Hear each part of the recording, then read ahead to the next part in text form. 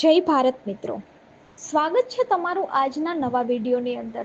આ વિડીયોની અંદર આપણે વાત કરશું કે રાશન કાર્ડ ધારકો છે એને હવે મફત અનાજની જોડે બીજા પણ 8 લાભ મળશે.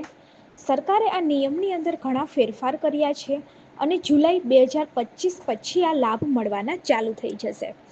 સૌથી પહેલા લાભની આપણે વાત કરીએ તો રેશન કાર્ડ ધારકોને દર મહિને 1000 રૂપિયા મળશે એવી વાત છે એ પણ આવી રહી છે.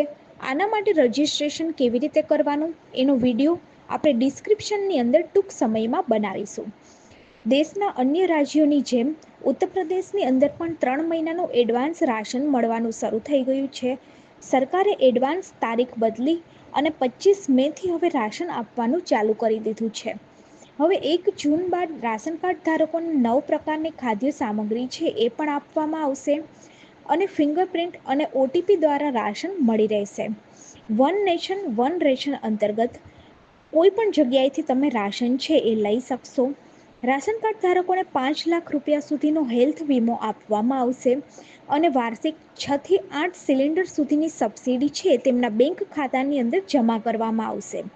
આ ઉપરાંત મહિલાઓને આર્થિક લાભ આપવા માટે ઘણી યોજના ચલાવવામાં આવે છે, જેમાં 2000 રૂપિયાથી લઈ અને 2500 રૂપિયા સુધીની રકમ છે એ પણ મળી રહે છે.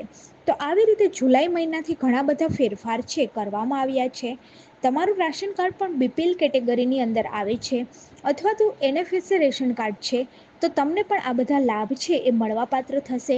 આના માટે કેવી રીતે ક્યાં રજિસ્ટ્રેશન કરવાનું છે એની ગાઈડલાઈન આવશે એટલે આપણે ડિટેલ્સની અંદર વિડીયો આપણે આપણી YouTube ચેનલ ગવર્મેન્ટ સાથી પર મૂકીશું આવશે.